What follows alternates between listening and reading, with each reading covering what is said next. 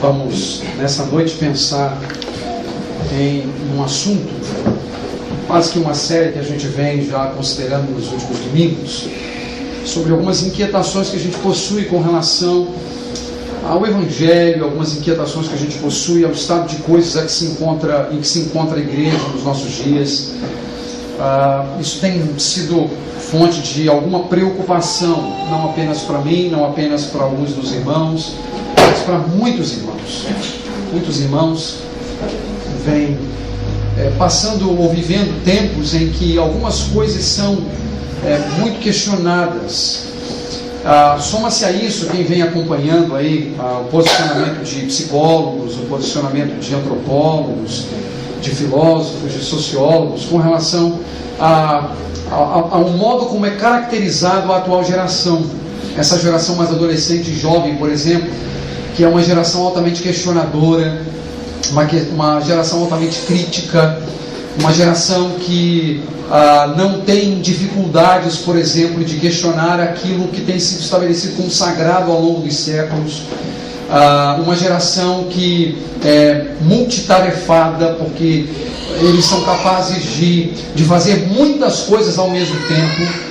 Basta ver o modo como eles lidam com a tecnologia dia após dia, é realmente algo impressionante, e que tem sido designado já como geração Z, tem sido assim chamada, geração Z, e que acredito descreve bem um pouco daquilo que é ser adolescente e ser jovem hoje. Só que a gente pensa que isso talvez não tenha nenhuma relevância para nós que somos adultos, como se nós não fôssemos impactados, por exemplo, com as mudanças significativas que estão acontecendo entre eles, e mudanças significativas porque afetam a nossa própria vida, a nossa maneira de ser e a nossa maneira até de se relacionar,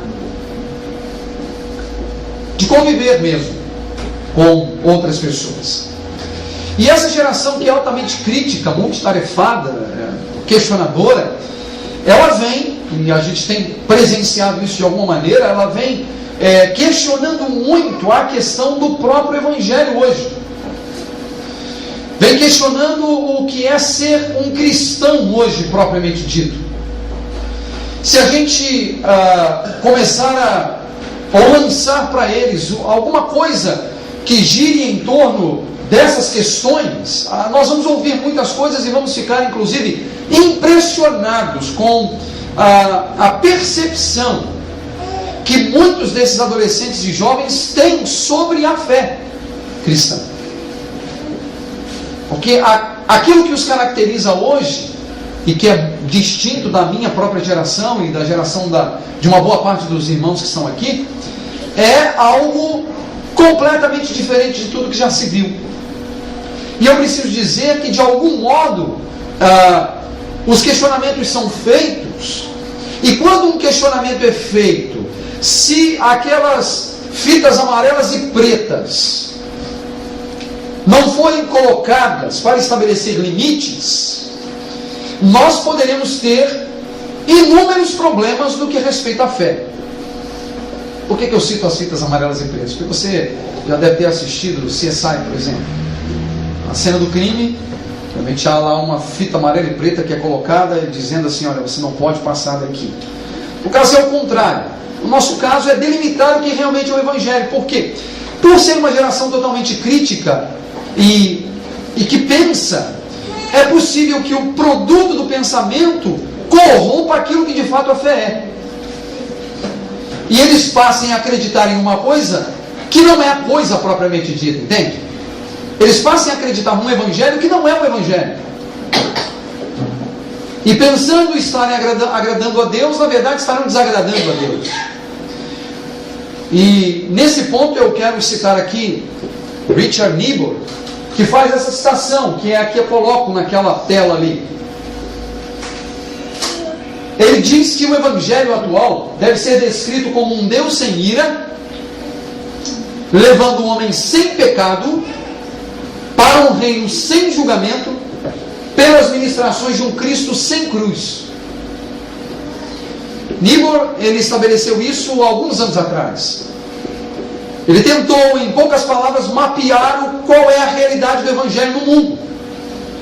E a gente precisa ser honesto e pensar qual é a realidade do Evangelho no Brasil. A nossa própria realidade em Volta Redonda, em que às vezes a sensação que a gente tem é exatamente aquela ali, de um Deus sem ira, levando o homem sem pecado para um reino sem julgamento, pelas ministrações de um Cristo sem cruz. Um Evangelho, portanto, vazio de significado e vazio de aplicabilidade, ou seja, não tendo valor, não tendo relevância de fato para o homem moderno. E não é à toa que, por exemplo, a Europa hoje revela-se um continente pós-cristão, no sentido de que os valores e padrões e parâmetros do Evangelho não tem mais nenhum valor propriamente dito, e por causa disso nenhuma eficácia naquele lado do mundo. Só que nós vivemos a possibilidade de experimentar aquilo que eles experimentam. Então nós precisamos ter uma noção bem definida do que é o Evangelho, e uma noção bem definida, algo bem definido do que é o mundo propriamente dito. Porque os limites divisores desses dois elementos são cada vez mais tênues, de modo que mundo e Evangelho convivem num contexto quase que de igualdade e de muita semelhança. E com isso nós nos esquecemos das palavras do Senhor por meio do apóstolo, que diz que aquele que se constitui amigo do mundo constitui-se inimigo de Cristo. Ou seja, não dá para conjugar as duas coisas, não há simbiose nessas duas coisas. O ponto é: o que é o Evangelho, então? O que é o mundo? E o que são os elementos que estão atrelados a isso? E aí eu quero que você abra sua Bíblia lá em Efésios capítulo 2.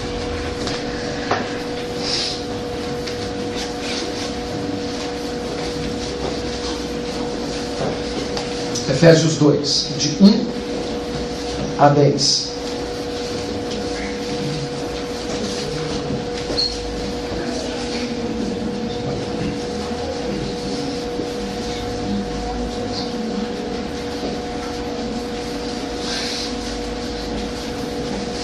Efésios capítulo 2, de 1 a 10.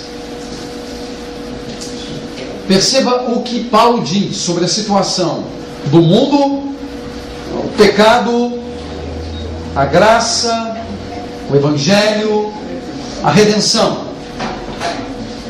Observe as palavras que Paulo escolheu para falar sobre isso. Ele diz assim: vocês estavam mortos em suas transgressões e pecados, nos quais costumavam viver quando seguiam a presente ordem deste mundo e o príncipe do poder do ar, o espírito que agora está atuando nos que vivem na desobediência. Anteriormente, todos nós também vivíamos entre eles, satisfazendo as vontades da nossa carne, seguindo os seus desejos e pensamentos. Como os outros, éramos por natureza merecedores da ira. Todavia Deus, que é rico em misericórdia, pelo grande amor com que nos amou, deu-nos vida com Cristo, quando ainda estávamos mortos em transgressões. Pela graça vocês são salvos. Deus nos ressuscitou com Cristo e com Ele nos fez assentar nas regiões celestiais em Cristo Jesus, para mostrar nas eras que hão de vir a incomparável riqueza de sua graça, demonstrada em sua bondade para conosco em Cristo Jesus. Pois vocês são salvos pela graça por meio da fé. E isto não vem de vocês, é dom de Deus, não por obras, para que ninguém se glorie, porque somos criação de Deus, realizada em Cristo Jesus, para fazermos boas obras, as quais Deus preparou antes para nós as praticarmos.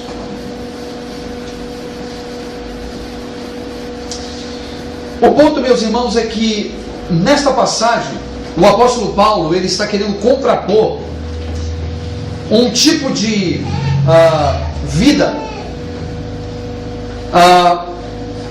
reprovada por Deus e pelo seu Evangelho.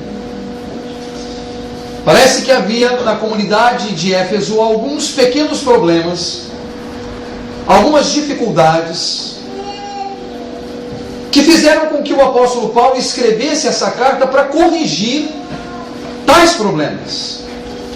Um possível problema que nós podemos enxergar nesta carta era propriamente a distinção que eles estavam fazendo entre pessoas da comunidade cristã.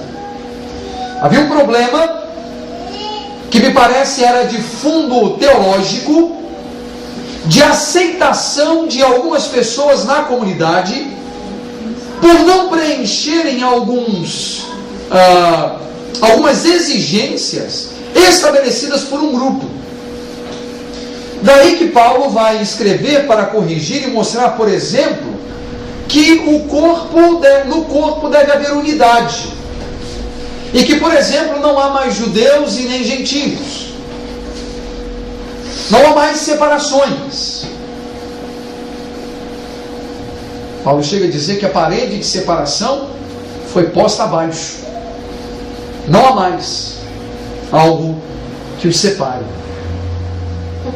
Só que para falar do problema das relações que parecem existiam lá, ele chama a atenção para a manifestação da graça de Cristo. E se você tem dúvidas de que não há como haver simbiose entre o mundo e o Evangelho, se você tem dúvidas de que possa haver algum tipo de relação saudável entre o mundo e o Evangelho, você deve reler o verso 3 da leitura que nós fizemos. Porque ele começa o verso 3 dizendo: anteriormente nós também vivíamos entre eles, satisfazendo as vontades da nossa carne. Ou seja, Paulo está mostrando que, de algum modo, a vida daqueles irmãos de Éfeso também foram vividas, as vidas foram vividas de um modo muito próximo a um tipo de vida carregada de transgressão, de impiedade, de pecado. Mas isso era algo que descrevia a vida antes de Cristo. Tanto que ele diz: anteriormente todos nós também vivíamos entre eles. Entre eles quem? Entre eles quem? Entre aqueles que costumavam viver de um modo a seguir a presente ordem deste mundo, a obedecer o príncipe do poder do ar, do espírito que agora está atuando nos que vivem na desobediência. Ou seja, o verso 3 vai mostrar, se há alguma dúvida, é que nós precisamos olhar para esta relação entre mundo e igreja como coisas distintas, coisas que se separam, onde não pode haver simbiose. E isso é Evangelho. Olhar essa perspectiva, esse olhar é o Evangelho. É o Evangelho que produz. De começarmos a perceber que não há a mínima possibilidade de conjugar o sistema de pensamento do mundo com o sistema de pensamento do Evangelho. De que eles se separam, eles são distintos. Não dá para acasalá-los ou não dá para juntá-los, sob o pecado, caso isso ocorra, de esvaziar não o conteúdo do mundo, mas o conteúdo do Evangelho. Esvaziar o conteúdo do Evangelho. Agora deixa eu dizer uma coisa para você antes que você se engane. Ao dizer essas palavras, eu não estou dizendo que o Evangelho está em nossas mãos. O Evangelho está nas mãos do Senhor.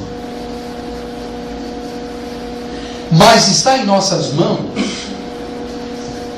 mantermos-nos fiéis a Ele, à medida que o conhecemos e obedecemos o que Deus estabelece em Sua palavra.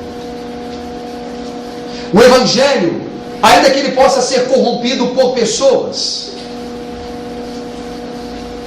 ele será corrompido nas nossas relações, mas Deus ainda o terá, e ele continuará puro, ele continuará simples, ele continuará santo e continuará eficaz. Mas eu e você podemos sofrer as sanções decorrentes da desobediência a ele e das corrupções provocadas no contexto das comunidades cristãs, no que respeita à maneira de ver o Evangelho. Então não dá para conjugar as duas coisas. E o que é que o Evangelho diz sobre a situação do homem? Notem, vocês estavam mortos em suas transgressões e pecados. Esse é o primeiro ponto que eu quero chamar a sua atenção. O Evangelho é um sistema que não tem piedade em descrever a real condição do homem. O Evangelho é aquele tipo de medicamento que, quando ingerido pelo doente, provoca dores maiores, para então trazer a cura. Porque é papel do Evangelho demonstrar ou revelar qual é a real condição do homem. E o texto bíblico diz que o homem está morto em suas transgressões e pecados. O modo como a Escritura, o modo como o Evangelho descreve a humanidade é de uma humanidade caída. E aí, se o Evangelho ele não tem piedade, então nós precisamos entender que um homem morto, e essa é a metáfora utilizada aqui, não tem a mínima possibilidade de resolver o seu problema com relação à ausência de vida.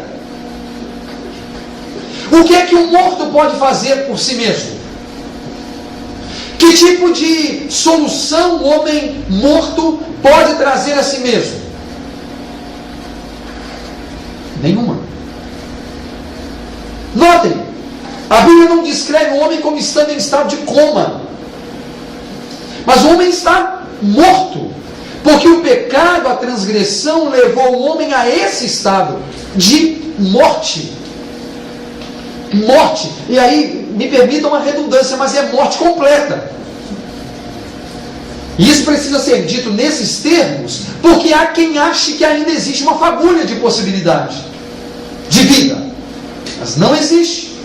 De acordo com a Escritura, o homem está morto em seus delitos e pecados. É desse modo que o Evangelho pinta o homem.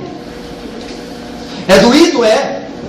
Porque você vai precisar pensar em pessoas agora que você ama e que fazem parte do seu contexto familiar, por exemplo, mas que não amam a Deus e que não servem ao Senhor. Qual é o estado dessas pessoas? Elas estão mortas. Esse é o modo como Deus as vê. Elas estão mortas, são completamente inúteis, inclusive em tudo o que fazem, tentando receber algum benefício de Deus por meio daquilo que fazem. Porque veja, não se deve levar em consideração as obras de uma pessoa morta após a morte. Então qualquer tentativa do homem moderno de tentar solucionar o seu problema diante de Deus, fazendo alguma coisa para então ficar bem com o Senhor, é inútil. Não há a mínima possibilidade, porque ele está morto em seus delitos, em suas transgressões e pecados. Não bastasse essa situação de completa impotência diante da morte, o texto bíblico acrescenta mais alguma coisa. Ele diz: nos quais costumavam viver quando seguiam a presente ordem deste mundo, e o príncipe do poder do ar, o espírito que agora está atuando no que vive na desobediência. Quem é o príncipe do poder do ar aqui? De quem é o espírito que agora atua nos que vivem na desobediência? Você tem dúvidas? É o diabo. Não bastasse o fato de estarem mortos,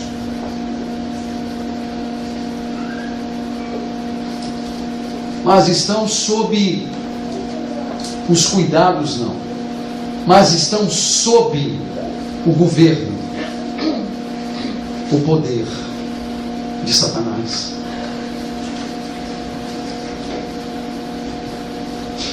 Meus irmãos, nós precisamos aprender uma coisa. A Bíblia, o pensamento cristão, ele é, desculpe-me usar esse termo, mas acaba sendo importante, e eu vou explicar. Mas ele é antitético. A Bíblia trabalha com antíteses. Por exemplo, o que é uma antítese? Se você tem verdade, do outro lado você tem mentira. Você não tem um meio termo entre a verdade e a mentira. Ou é verdade ou é mentira. Se você tem luz, do outro lado você tem trevas. Não existe um meio termo entre luz e trevas. Você tem vida, por outro lado você tem morte. Não existe um meio termo entre vida e morte. Um lado você tem salvação, do outro lado você tem perdição. Porque não existe um meio termo entre salvação e perdição. E eu poderia fazer isso com relação a Deus e o diabo. Eu poderia fazer isso com relação ao velho homem e ao novo homem. Eu poderia fazer isso com relação ao espírito e à carne. E eu poderia fazer isso em relação a tantas coisas. Para provar para vocês que o Evangelho ele é antitético nesse aspecto. Se o homem está morto, existe a possibilidade de vida, mas ele está morto. Existe Deus e o diabo. Ou seja, o que é que garante alguém pertencer a Deus? Amá-lo de todo o coração, viver para a glória dele, submeter-se ao sacrifício da cruz. Qualquer pessoa que não se submeta a isso, ela não está no meio termo, entende? Ela pertence ao príncipe da potestade do ar, do espírito que agora opera nos filhos da desobediência. Não existe um meio termo. Ah, mas ele é um excelente pai de família. Olha como é que a família dele é ajustada. Olha, ela é uma excelente pessoa. Mas ela ama Deus? Ela vive para Cristo? O efeito da cruz está sobre ela? Não, então ela está sob o domínio do diabo. Meus irmãos, isso é doloroso de ouvir, mas isso é o Evangelho. Porque nós temos a mania de olhar que somente está nas mãos de Satanás, de repente aquele indivíduo ou aquela pessoa que está numa ou outra situação específica. Não! Se alguém não está em Cristo, ele está perdido. Se ele está perdido, ele não está nas mãos do Senhor, mas está nas mãos do inimigo do Senhor. E sabe o que dói? Isso se aplica a um familiar meu e a um familiar seu também.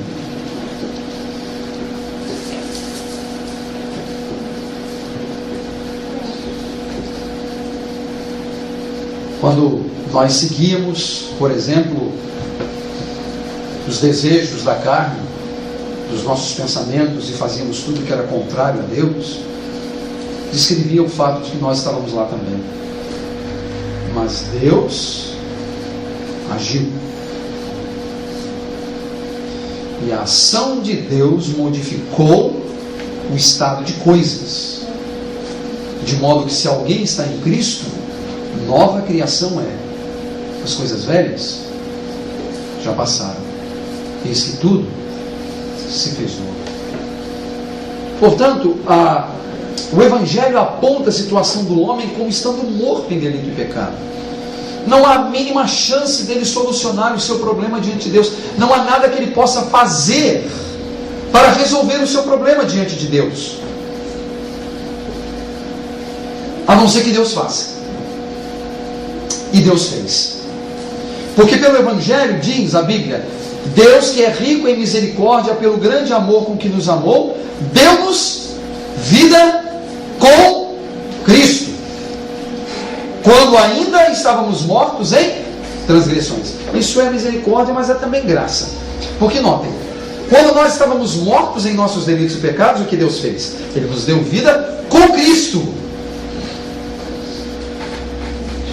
Nos deu vida com Cristo. Por que essa expressão com Cristo está colocada aqui? Por quê? Porque, meus irmãos, de acordo com o pensamento de Paulo antes do capítulo 2, e o pensamento de Paulo depois do capítulo 2, e o pensamento de Paulo em outros capítulos de outros textos bíblicos, A morte de Cristo, ela era uma morte substitutiva. E ela também era uma morte representativa no aspecto de que Ele morreu e nós estávamos com Ele. De modo que, olha a beleza do Evangelho. A nossa morte morreu quando Cristo morreu. Você consegue pegar isso? Olha, vou repetir. A nossa morte, nós não estávamos mortos em delitos e pecados? Então o que Cristo faz na cruz? Ele mata a morte. Por isso que Paulo vai cantar lá: onde está, ó morte, a tua vitória? Romanos. Onde está, ó morte, o teu aguilhão? Por que Paulo pode desdenhar da morte? Ele pode desdenhar da morte porque a morte morreu. Cristo matou a morte, de modo que ela não tem mais autoridade e poder sobre nós. Agora notem, nós estamos lidando aqui com a questão espiritual, o estado do homem diante de Deus, com efeitos sobre a morte física também. Ok? O ponto é espiritual. Deus em Cristo matou a morte. Por isso Ele pode nos dar vida. Então quando Cristo morre, a morte morre com Ele. Quando Ele ressuscita, Ele se torna justo e justificador pela fé de todo o que crê. De modo que este que crê recebe vida. E aí se cumprem nele as palavras do Senhor Jesus Cristo, quando Ele diz que do seu interior fluirão rios de água viva. Isso é o Evangelho. Da morte para a vida. Da morte para a vida. Deus agindo com misericórdia, pelo grande amor com que nos amou. E notem, o amor de Deus não é do tipo: olha, eu gosto muito daquelas pessoas ali. Aquele olhar apaixonado e platônico da novela das 8. Não. Quando Deus ama, Ele age. Por isso Paulo diz que Deus dá prova do seu amor para conosco em que Cristo morreu por nós, sendo nós ainda pecadores. Qual é a grande prova do amor de Deus? A morte de Cristo. A morte de Cristo, o evento da cruz, é a maior prova de amor. E aí deixe-me fazer aqui uma aplicação bem pastoral, mas bem simples.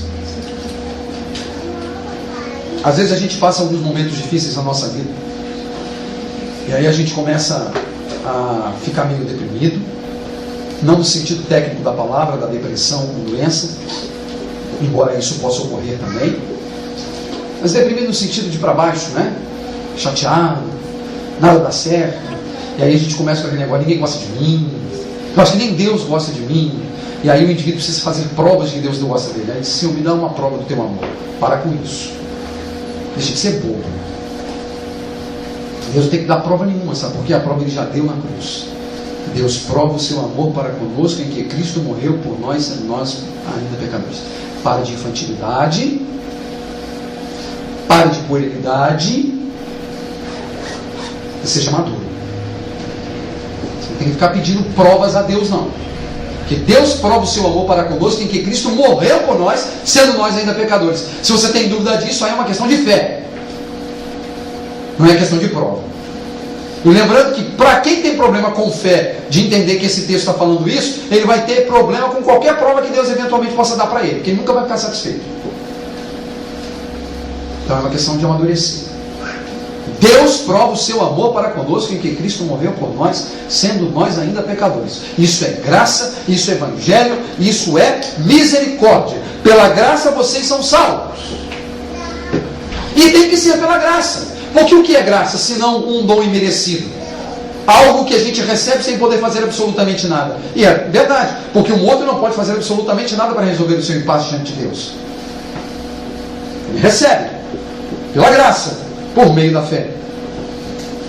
Agora notem, o texto é claro em dizer que deu-nos vida com Cristo, e mais à frente no verso 6 ele diz: Deus nos ressuscitou com Cristo. Você tem dúvida de que nós ressuscitamos lá? Está aqui, ó. Deus nos ressuscitou com Cristo. Cristo ressuscitou, nós ressuscitamos com Ele. Ele estava lá nos representando. Ele era o nosso representante federal. Ele era o nosso substituto. Ele assumiu a nossa culpa para dar-nos vida. Deus nos ressuscitou com Cristo e com Ele nos fez assentar nas regiões celestiais em Cristo Jesus. Quer dizer, não apenas ressuscitou, mas Ele nos colocou numa posição em que a Bíblia diz: nós julgaremos o mundo. Olha o que o texto diz: Ele nos fez assentar nas regiões celestiais em Cristo Jesus. Aí tem gente pegando isso aqui e dizendo que por causa disso você tem que ter o carro do ano, né? Porque afinal de contas eu estou sentado em região celestial, devo ter um trono banhado a ouro, e por isso eu tenho direito a ter tudo que eu quero. Então despreze o Evangelho. Se você pensa assim, você está desprezando o conteúdo do Evangelho. Nos assentar nas regiões celestiais em Cristo é não poder ser novamente incomodado pelo príncipe da potestade do ar. É estar inclusive sobre ele, não por nós mesmos, mas por aquele que nos governa e que é soberano sobre nós e que não nos deixa abater, e que nos consola, e que nos conforta, e que nos ajuda em todas as lutas e dificuldades, ainda que a nossa vida esteja em jogo. E agora eu digo vida física. Ainda que tenhamos que morrer pelo Evangelho, nós vamos morrer para a glória de Deus, e nem mesmo o príncipe da potestade do ar poderá nos abater. Então, assentar-se nas regiões celestiais é estar numa condição a que fomos trazidos ou levados por Cristo por causa do evento da cruz, por causa do Evangelho, por causa da graça de Deus, para mostrar nas eras que hão de vir a incomparável riqueza de sua graça demonstrada em sua bondade para conosco em Cristo Jesus. Para mostrar nas eras que hão de vir. Eu confesso que esse texto, a meu ver, é muito complicado. Nas eras que hão de vir. Porque aparentemente Paulo não está falando da nossa vida aqui. Ele está falando daquilo que Deus nos reserva pelos séculos dos séculos. E de que não faltará testemunho na eternidade daquilo que Deus fez por nós aqui. E que na eternidade nós seremos eternamente gratos por tudo aquilo que Deus fez conosco e por nós, de modo a vivermos para a sua glória sempre, sempre, sempre, sempre, sempre. Obviamente, com aplicabilidade para os dias atuais, onde nós já começamos a experimentar o gozo eterno da vitória do Cordeiro sobre os seus inimigos. Aparentemente é isso que o texto diz. Nas eras que hão de vir, a incomparável riqueza da sua graça. A incomparável, no sentido de que não haverá qualquer coisa que sobrepuja aquilo que Cristo fez, que vá além do que Cristo fez, de modo que a gente possa olhar e dizer: ah, olha, existe algo maior.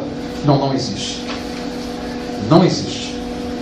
Para mostrar nas eras que hão de vir a incomparável riqueza de sua graça, demonstrada em sua bondade para conosco em Cristo, que deu-se a si mesmo por nós. Pois vocês são salvos pela graça por meio da fé. Mas é engraçado, né? Uma vez eu vi uma propaganda na televisão, e essa propaganda é de uma determinada igreja, que não é necessário dizer aqui o nome, mas a propaganda ela convidava os telespectadores para irem à igreja, a visitar a igreja, e a chamada era: venha despertar a fé que há dentro de você. Venha despertar a fé que há dentro de você. Gente, pense comigo aqui. Se todo mundo tem fé interna, mesmo que ela esteja inativa, tem fé, correto? Então, potencialmente, o indivíduo tem o quê? Salvação. A salvação não é pela fé? Mas é isso que a Bíblia diz? É isso que a Bíblia ensina? Não. A Bíblia diz: vocês são salvos pela graça por meio da fé. E isto não vem de vós.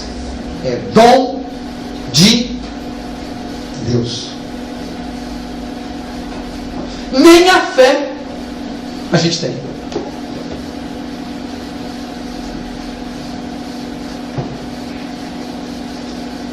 Por isso que a Bíblia diz que a gente está morto. Sem Cristo, o homem está morto. Ele não tem fé. Ele não tem fé. A fé é dom de Deus.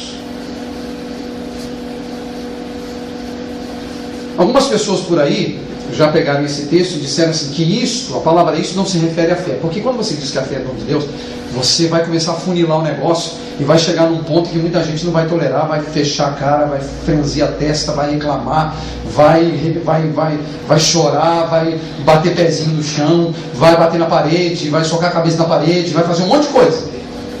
Que a coisa começa a funilar, para que a glória seja de Deus. Mas aí já teve gente dizendo que essa palavra isto não veio de vós, e isto é a salvação. A salvação é dom de Deus, mas a fé não. Pare de besteira, é uma questão de leitura. É só você saber ler. É só uma questão de leitura. O texto diz: vocês são salvos pela graça por meio da fé. E isto, a fé, não vem de vós, é dom de Deus. É uma questão de leitura. É uma questão de leitura. A fé é dom de Deus. Mas tudo bem, você pode reclamar, e antes que você soque a cabeça na parede, veja o que Paulo diz em 2 Tessalonicenses 3.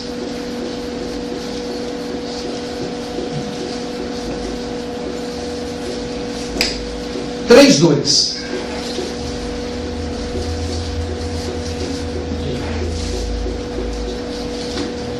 Olha o que diz o texto, 2 Tessalonicenses 3:2. Orem também para que sejamos libertos dos homens perversos e maus. Agora notem, pois a fé não é de todos. Está claro isso na sua Bíblia? A fé não é de todos. Porque ela é dom de Deus, é Deus quem dá. Não pertence ao homem. O homem está morto em delitos e pecados. Ele está perdido. Ele não tem absolutamente nada a oferecer a Deus. Tudo que ele tem é Deus quem dá, inclusive a sua fé. Ou seja, isso é maravilhoso, porque a fé que Deus exige de mim e a fé que Deus exige de você é Ele mesmo quem dá. Isso é espetacular. Isso é graça. Isso é bondade. Isso é misericórdia. Isso é compaixão. Isso é amor. Vocês são salvos pela graça por meio da fé. E isso não vem de vocês. É dom de Deus. Agora notem, não por obras, para que ninguém se glorie. Também não é por obras. Não é por aquilo que você faz ou deixa de fazer. Não é por vir à igreja, não é por carregar uma Bíblia. Entende? Não é por dar esmolas ou ajudar com o dízimo. Não é. Não é por obras. Por que Deus estabeleceu isso? Para que ao final ninguém tivesse motivos de vanglória. Até porque a Escritura diz, e é Paulo quem diz, que aquele que se gloria, glorie-se no Senhor. E não em si mesmo, nas suas obras, naquilo que você faz ou deixa de fazer. Então, não por obras para que ninguém se glorie. Porque somos criação de Deus, realizada em Cristo Jesus. Bom, aqui é uma outra criação então. Ele não está falando da primeira criação. Ele não está falando da natureza criada e dos homens criados. Ele está falando agora de uma nova criação. A mesma de 2 Coríntios 5,17. Se alguém está em Cristo, nova criação, nova criatura é. As coisas velhas já passaram, isso tudo se fez novo. Porque somos criação de Deus realizada em Cristo Jesus para fazermos boas obras. Notem. Nós não somos salvos por meio de boas obras, mas somos salvos para fazermos boas obras. Obras que glorifiquem a Deus. Obras que dignifiquem a Deus. Agora, que obras? Dar esmolas? Bom, isso é legítimo. Jejuar? Isso é legítimo.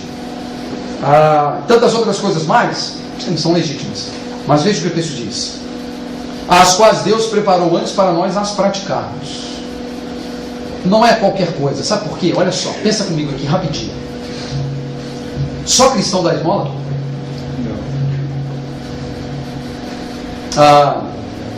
Só cristão jejua? Não. Só cristão frequenta uma comunidade religiosa? Só cristão oferta? Não. Então notem. Se nós dissermos que essas coisas são as boas obras para as quais nós somos chamados a praticar, nós estamos então praticando as mesmas boas obras que os outros lá fora. Então precisa ser algo que vá além disso. E aí nós podemos olhar para essa passagem e dizer, as quais Deus preparou antes para nós as praticarmos. Que obras são essas?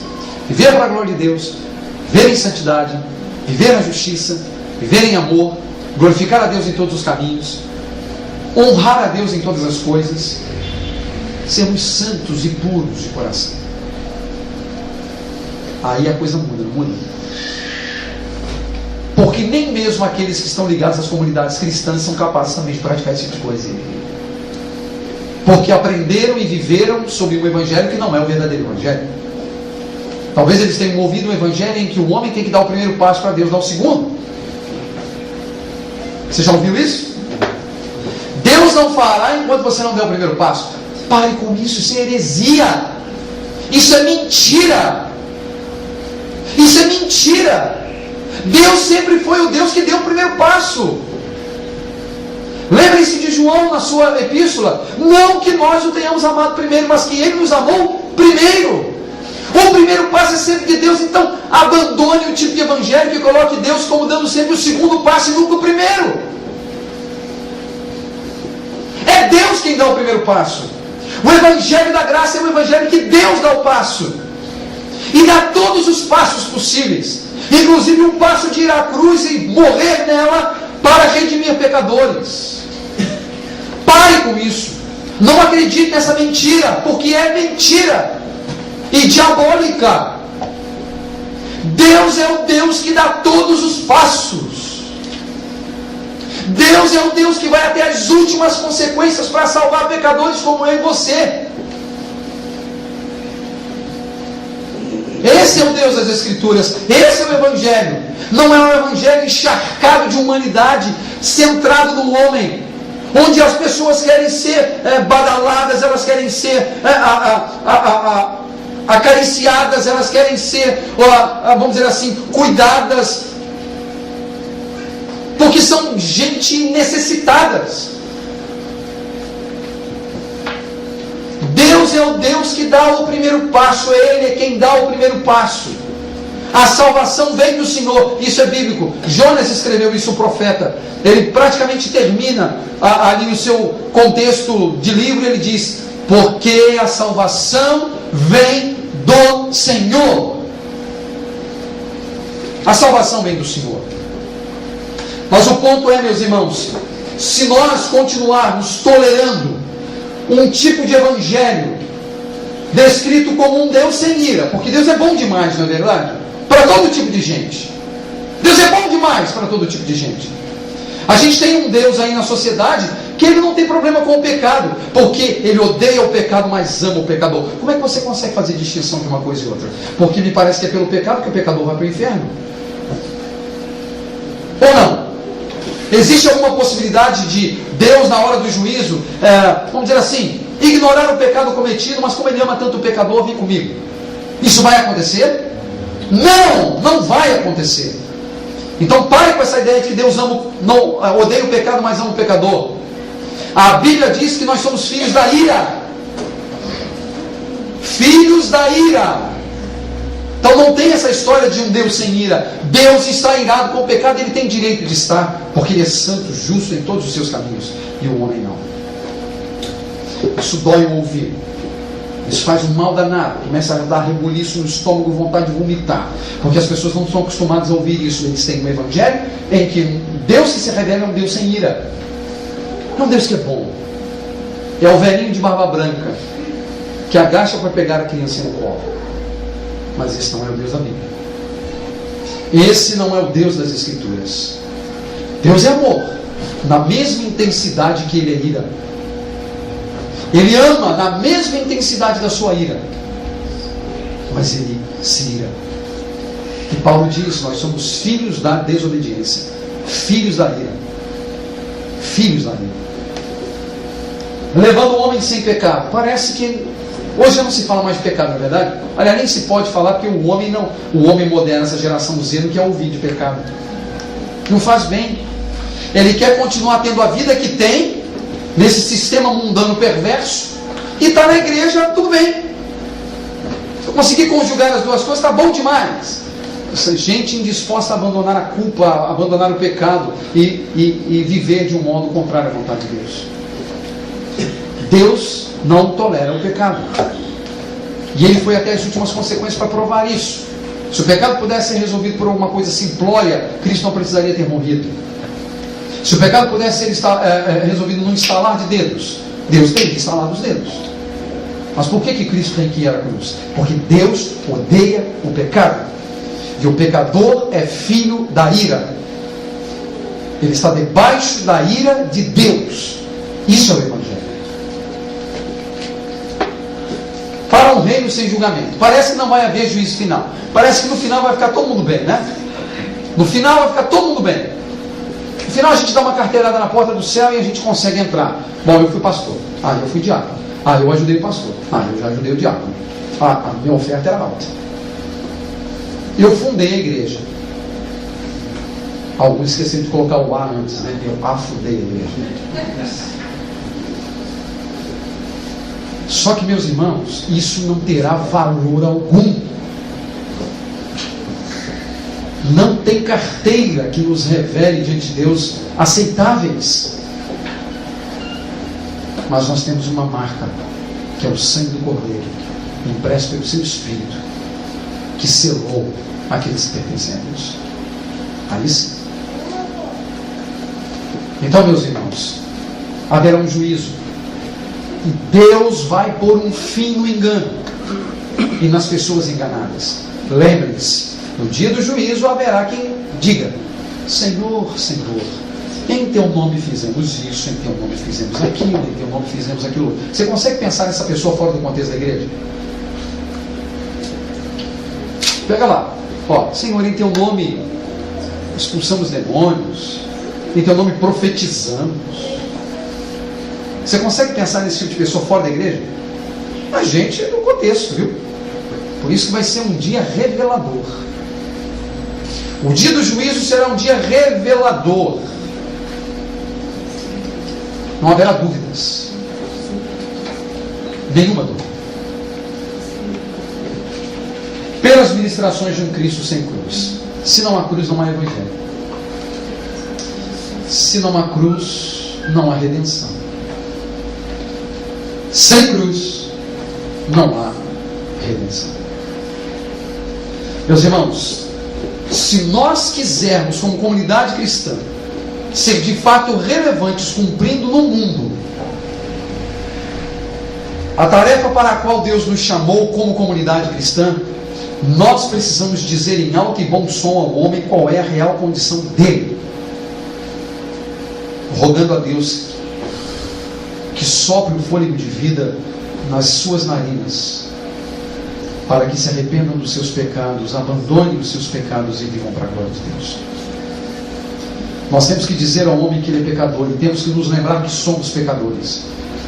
Não existe, não pode existir uma mensagem maleável.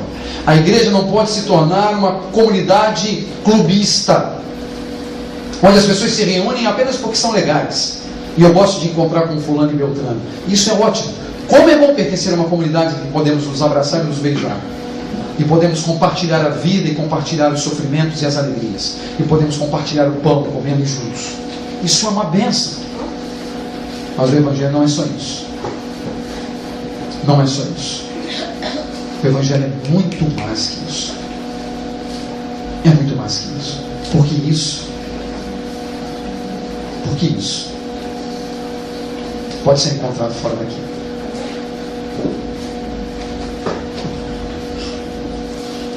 Eu me recordo, por exemplo, do testemunho de uma pessoa.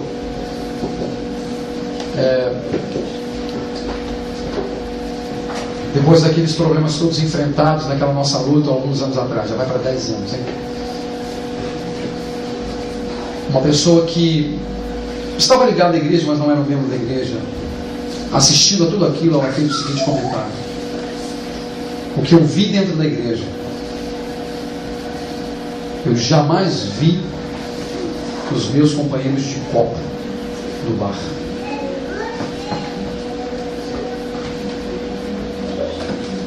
Ou seja, é possível encontrar lá fora. Só que mesmo que você encontre lá fora, se não tiver a cruz, não tem valor. Mas se também estivermos aqui dentro e não houver cruz, não tem valor. Porque o que faz com que esse momento seja de fato relevante é a cruz. Se o nosso Cristo é um Cristo sem cruz, nós somos os homens mais miseráveis da face da terra. E estamos apregoando uma esperança que nem mesmo nós temos.